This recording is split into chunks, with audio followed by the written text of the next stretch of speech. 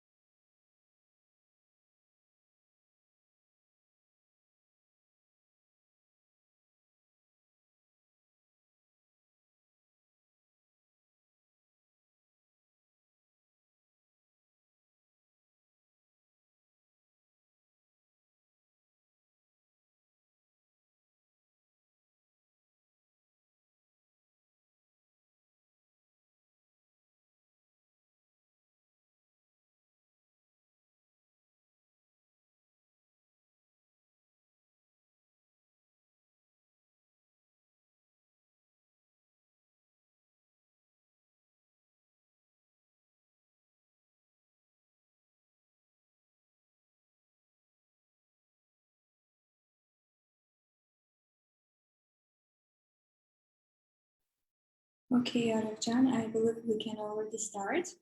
So in the beginning, I would like to ask you to tell a little bit about yourself. What is your position? What do you do? And tell us about your experience a little bit. Sure. Thanks. First of all, thanks for the invitation. I'm really excited to be here today. Just a little bit about myself, even though I really don't like the introductions, but my name is Arev. I'm currently working as innovation facilitator and trainer. Used to be an agile coach and got introduced to design thinking, design sprints, and worked with a lot of clients and started building the path towards the innovation, which actually, I guess, drawn my attention and I got really into it. So doing that right now. I am not currently located in Canada, but I work in Canada. I'm currently located in Armenia. What I do, I help Canadian organizations do their innovation process more innovatively. That said, when we talk about innovation processes, we usually think about brainstorming. We think about like all the old way of doing things.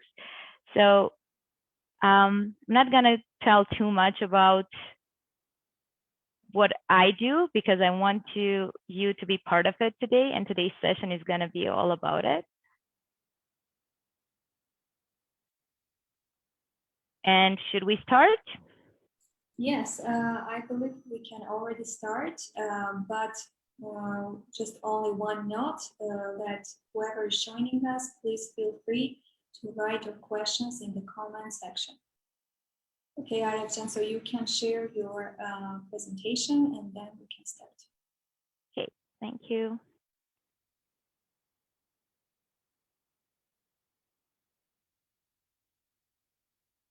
All right, let me know if you can see this, Lana Jan, and we'll go ahead with this. We're good? Okay. So today we're going to talk about rapid decision-making processes. And before we start diving into it, I really want to bring us back to what we originally think when we are talking about creative thinking, creative problem solving, or critical decision making. Usually when we need to make decisions, what we do, we invite a bunch of people into a room, we get in the room, and we start thinking of bringing bringing different ideas on the table and discussing them. Basically, our mission is when we get in the room, having different ideas, aligning them together, but in real, what we get, once we start visualizing on, or once we start working on our ideas, we realize that those were ideas aligned only in our head, and actually the other part of the room doesn't share the same idea. Now, what rapid decision making and design sprints help us do is create that alignment and bring us from the ideation, from the problem, all the way to the solution and action items. Why I spoke about the design sprint is because rapid decision making is actually part of the design sprint. That's why I really want to quickly introduce what is a design sprint itself. So design sprints help us, as I mentioned, solve big problems, usually complex problems, and drive us all the way to the validated user data within 4 to 5 days. This can work both with startups, with new products, as well as existing products. If we have legacy code, we want to do major changes, design sprints are a really good fit for that.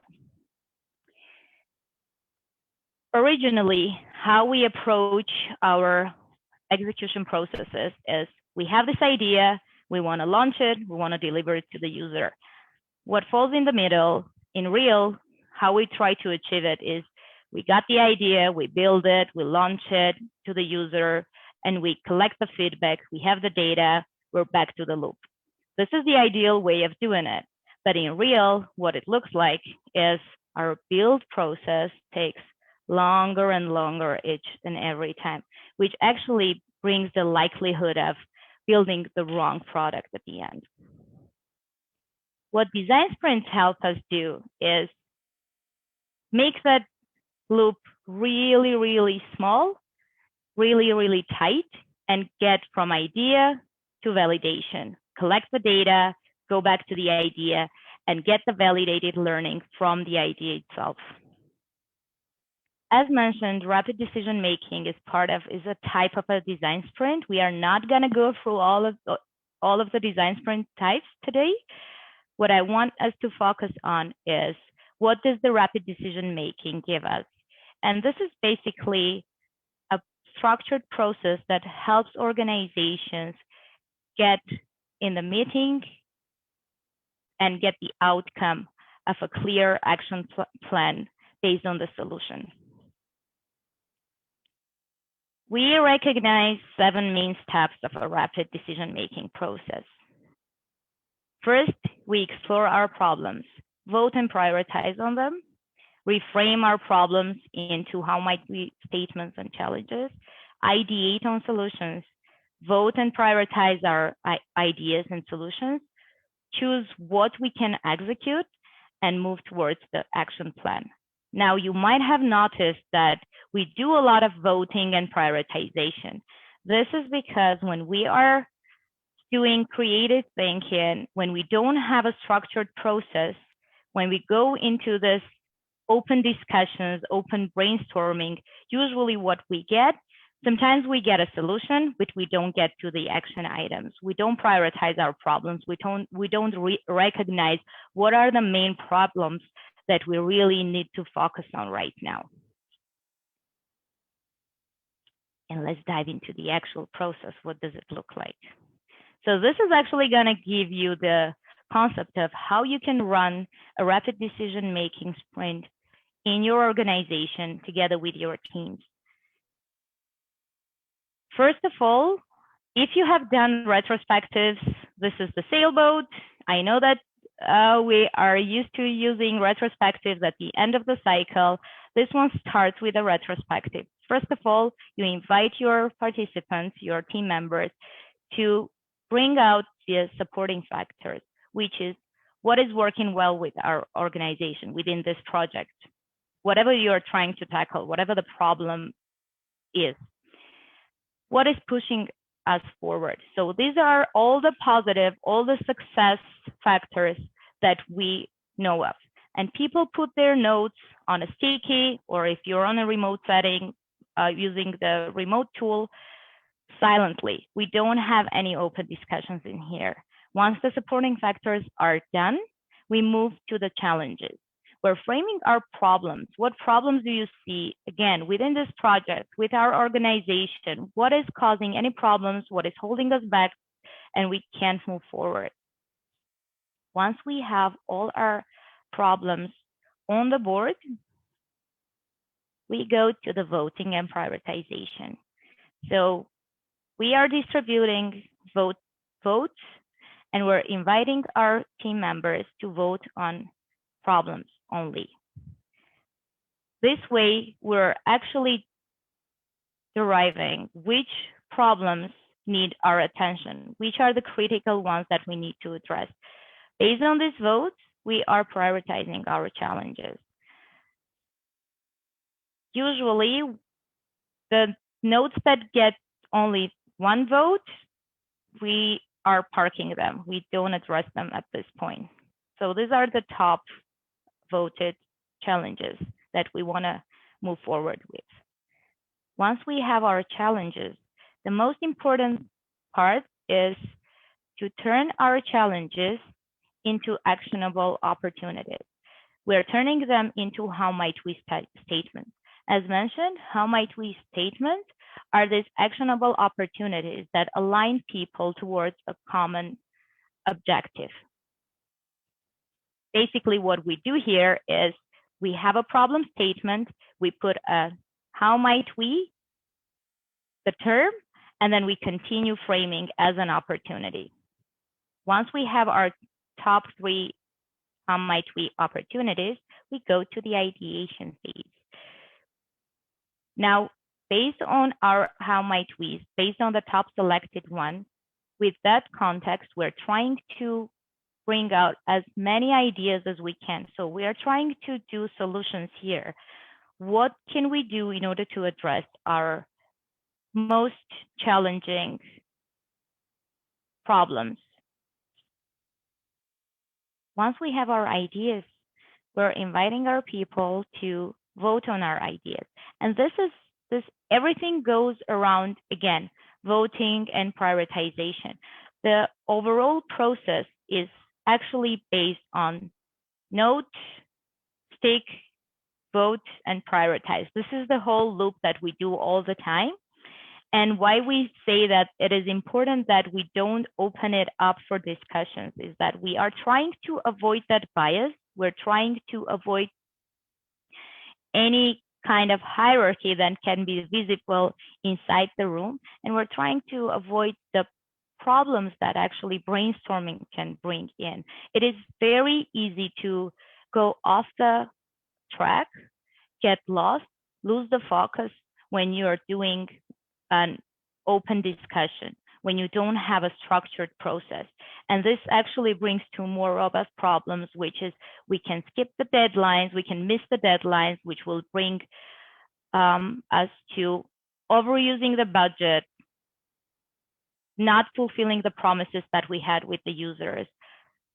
I don't know, missing the time to market, which is really, really terrible for the business. That's why we stick with a structured way of voting on our ideas and prioritizing them. The most important part of this process is putting it on an impact effort scale. So what does the impact effort scale gives us?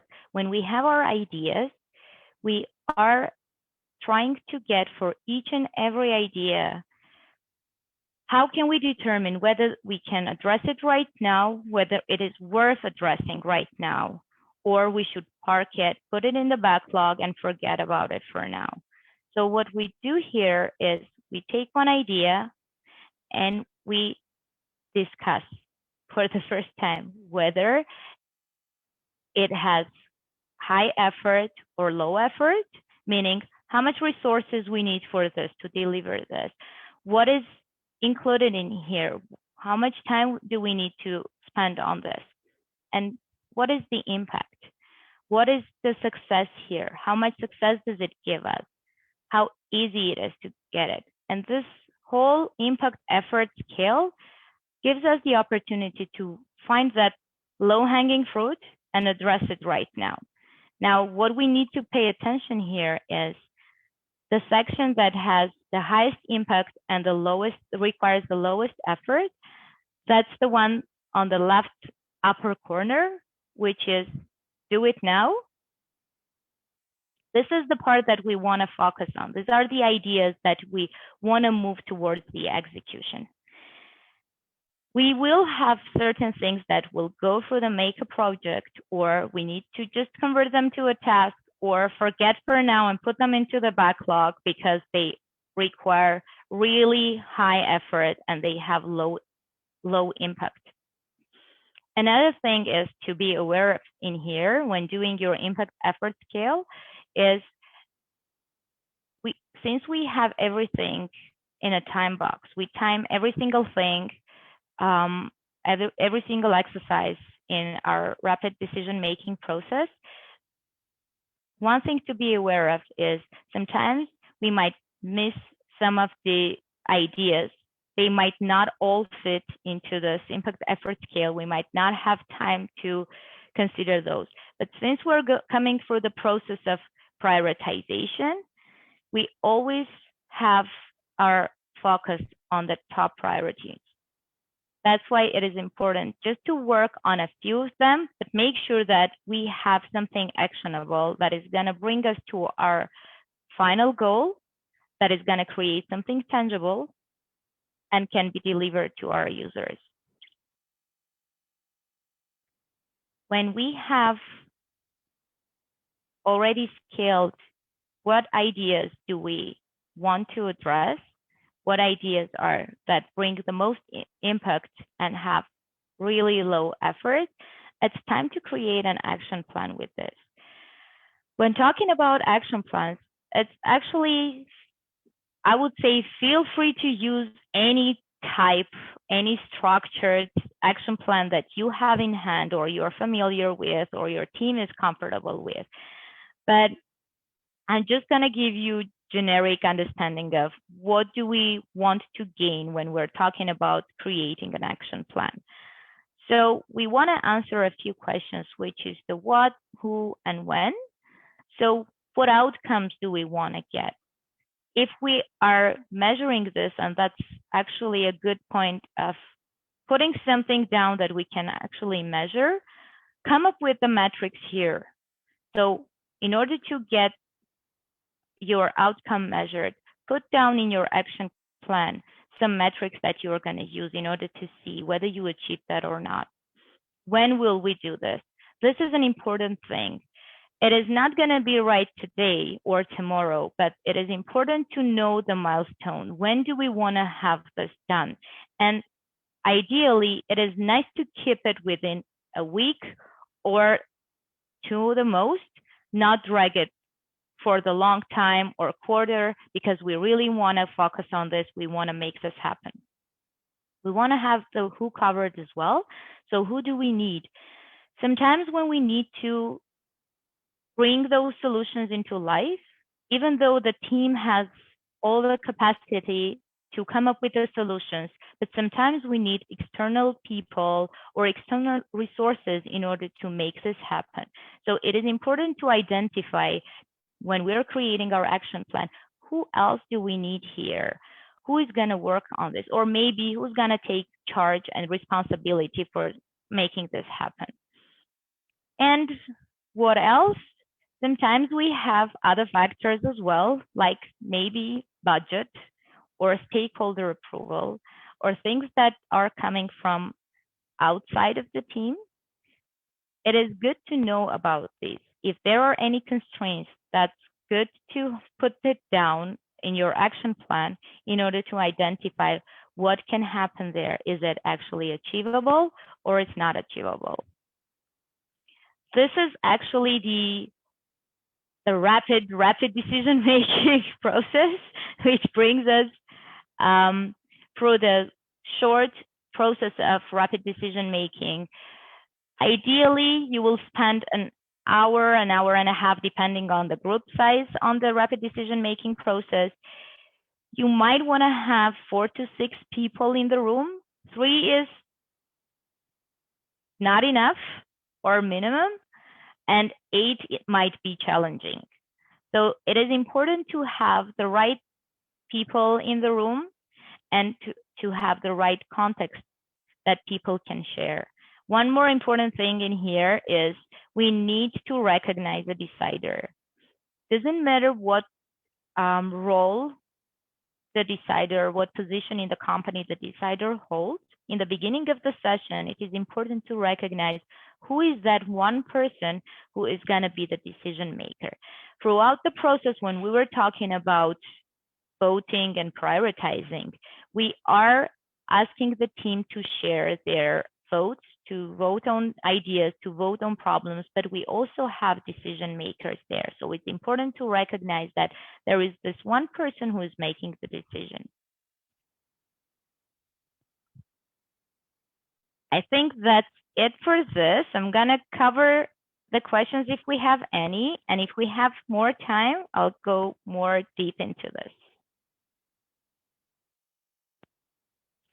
Thank you, Arev.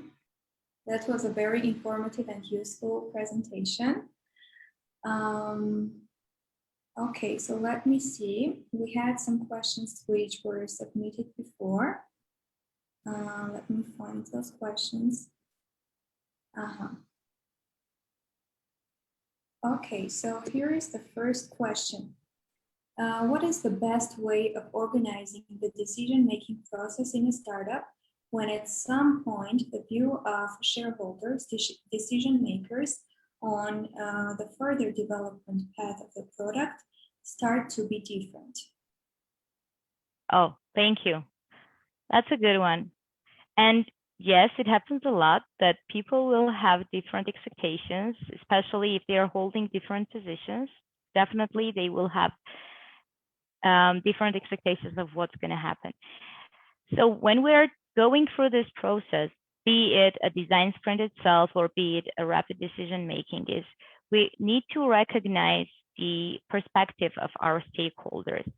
And when talking about the alignment, when we're putting everything on the board, when we're visualizing our problems, we're talking about the problems, we're reframing them, or we're ideating, this helps us get aligned. So it's nice to have even a stakeholder participate in this process. It's good if we can have them in. If it's not possible, it's nice to have their perspective and embed that into our challenges. When we're framing our challenges, our problems into how might we, it is important to have this perspective and count for it. But again, if we have people in the room, all these different ideas, all these different opinions will just fade off and people will get the shared understanding and get aligned on common goals throughout this process. So I'm just going to say, like, give it a try. Okay, thank you. Arjun, I think you can stop sharing the presentation. So that, oh, thank you. Yes. Mm-hmm. Okay, so the next question. Let me see. Does a business plan help to make better decisions in the long run? Oh, good. Nice one again. So business plans. Okay, not going to talk against business plans, but it's important to recognize what value does the business plan give you? What is your goal when making that business plan? So I would say for a startup especially, focus on the strategy. If you have your vision, which is really important, if you have the goal that you can share with your employees, have that strategy. If you don't have the strategy, run a strategy session to build your business model. This is where it actually helps even more than having a business plan. And I'm pretty sure when writing down a business plan, not everyone participates, but when doing, let's say, a strategy workshop, you can have everyone participating. And this is really great to, again, align people towards the vision deliver the vision, make sure that people understand, and go through different aspects of it, of your strategy. What is your value proposition? What are your partners? What channels are you going to use? What are the key elements that you want to see? This will give a really lifelong, this will be a lifespan artifact for your organization if you're comparing it to the business plan.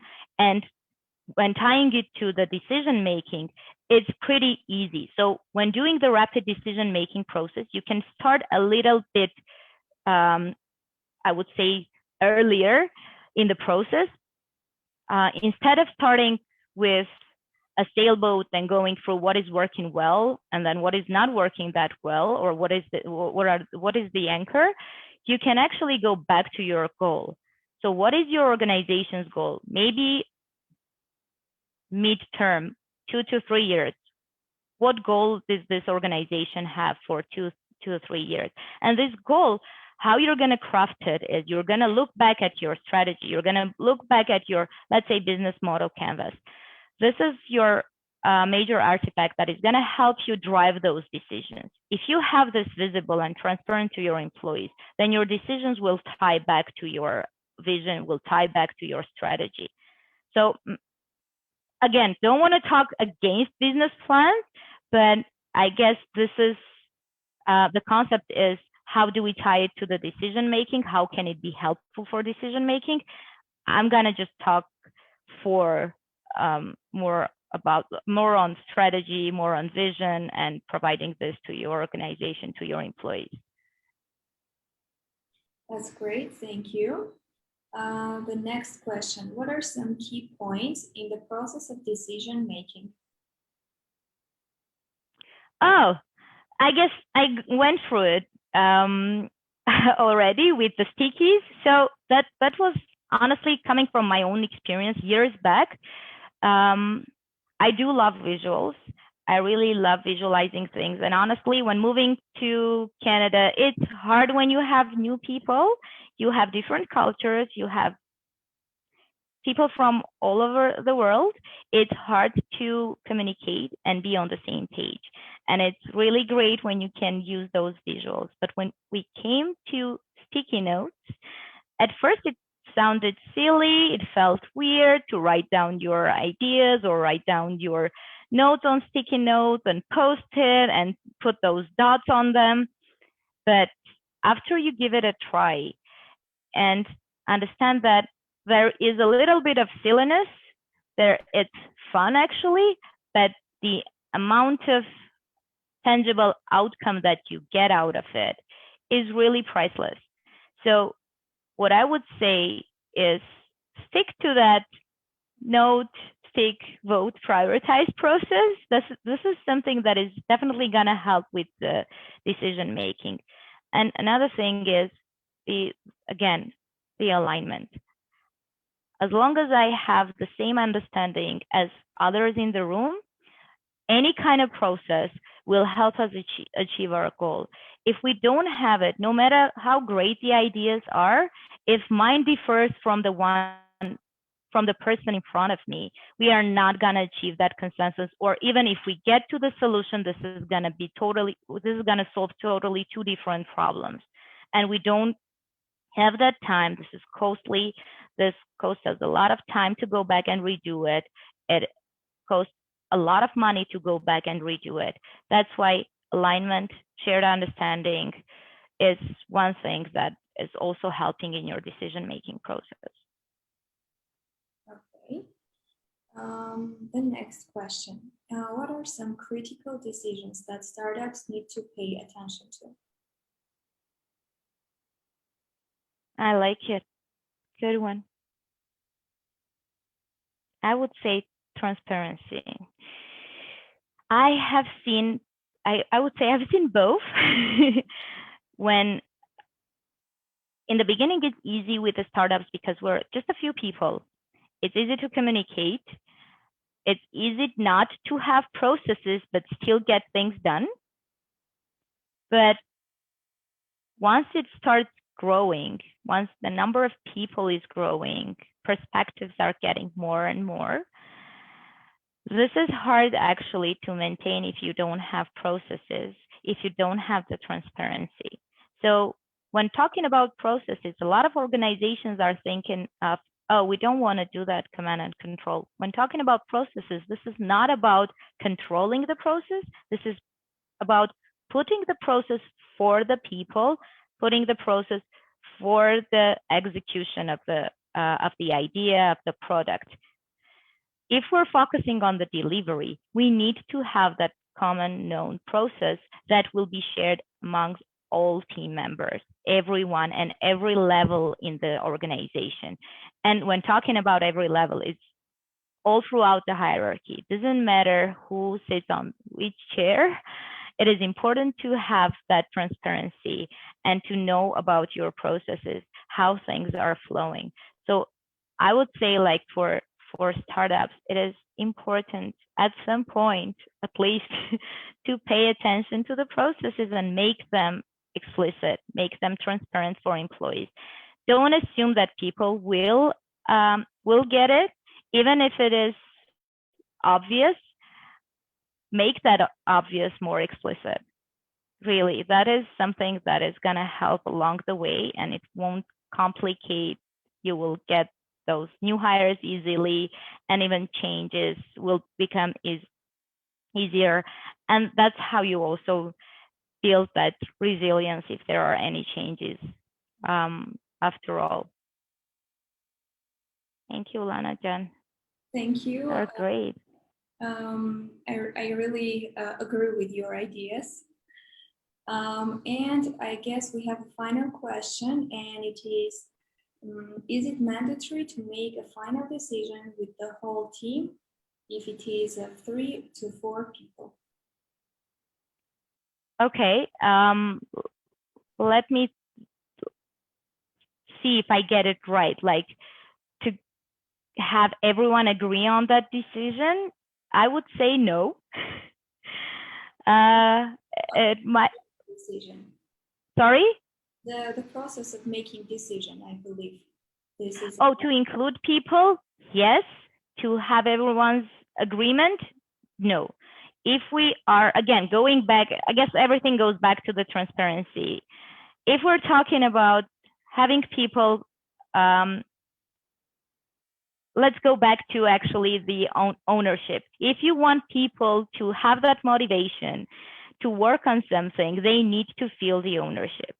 If they have that sense of ownership, the worst thing is to break it down, not inviting them, not including them into the decision-making process. When talking about transparency, we want to have these people when we are making any kind of decision. Do they need to agree on the final decision? Again, no, but they need to be part of that process.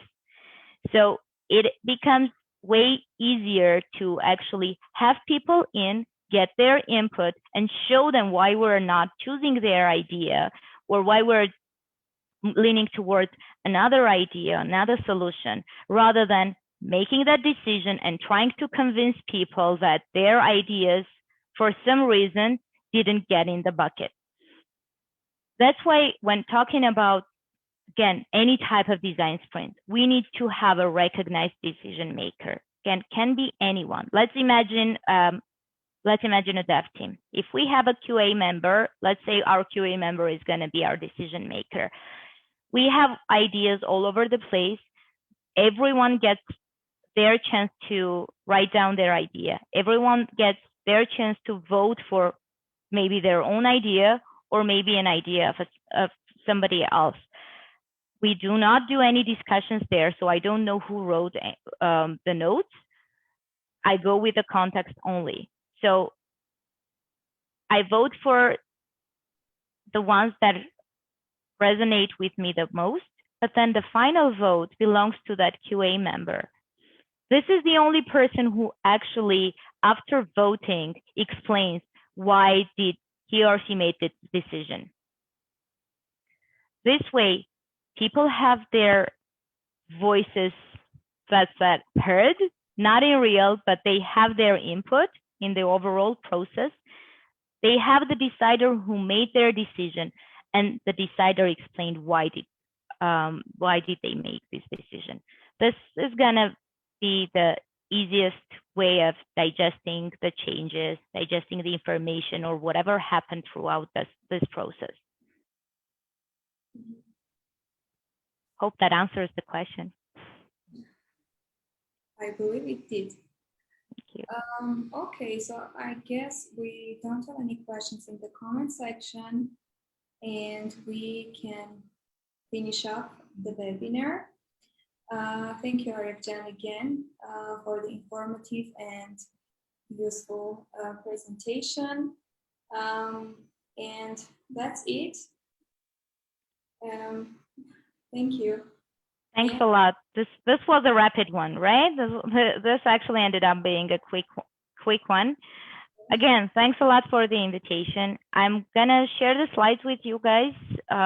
If you need them, feel free to use them. There are ways of converting this into a remote sessions. Like there are remote tools that you can use with your remote teams. The best way is to use it in person, of course, with those nice sticky notes. But if you guys need anything in terms of the resources, please reach out and I'll be happy to share it with you. Thank you. Thank you very much and enjoy your evening. Thank you. You too.